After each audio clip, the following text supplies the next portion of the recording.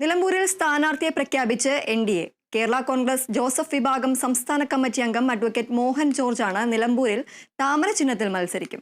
മലപ്പുറം ചുങ്കത്തറ സ്വദേശിയായ മോഹൻ ജോർജ് നിലമ്പൂർ കോടതിയിലെ അഭിഭാഷകനാണ്. ഉച്ചയ്ക്ക് ശേഷം മോഹൻ ബി.ജെ.പി. അംഗത്വം സ്വീകരിക്കും. നിലമ്പൂരിലെ ക്രൈസ്തവ വിഭാഗത്തിന് കുടിയേറ്റ കർഷകർക്കും ലഭിച്ച അംഗീകാരമാണ് തന്റെ സ്ഥാനാർത്ഥിത്വമെന്ന് മോഹൻ ജോർജ് പറഞ്ഞു.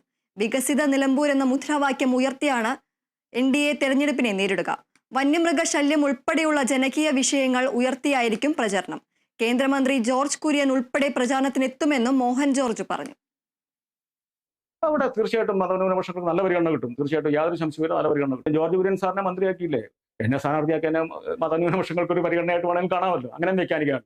കഷ്ടപ്പെടുന്ന ജനവിഭാഗങ്ങൾക്ക് മുഴുവനുള്ള അംഗീകാരമാണ്. ഞങ്ങളൊക്കെ വളരെയേറെ കഷ്ടപ്പെട്ട് ഈ മലയോരത്ത് വന്ന് കുടിയേറിയ ആൾക്കാരാണ്. ഞങ്ങൾക്കുള്ള ഒരു വലിയ അംഗീകാരമായിട്ട് ഞാൻ കാണുന്നത്. തീർച്ചയായിട്ടും ഇവിടെ ശക്തമായ മത്സരം നടക്കും. ജനങ്ങളല്ലേ വോട്ട് ചെയ്യുന്നത്. തീർച്ചയായിട്ടും വിജയിക്കുന്നുള്ള പ്രതീക്ഷയോടെയാണ് ഞങ്ങൾ മത്സരിക്കുന്നത്. ശക്തമായ മത്സരം നടക്കും. ഈ നിലമ്പൂർ വികസിത നിലമ്പൂരാണ് ഞങ്ങൾ മുന്നോട്ട് വെക്കുന്ന മുദ്രാവാക്യം. ഇവിടുത്തെ വന്യമൃഗശല്യം കൊണ്ട് ഇവിടുത്തെ കുടിയേറ്റക്കാരും മൊത്തം ജനങ്ങളും ബുദ്ധിമുട്ടാണ്. വികസിത നിലമ്പൂരാണ് ഞങ്ങളുടെ മുദ്രാവാക്യം.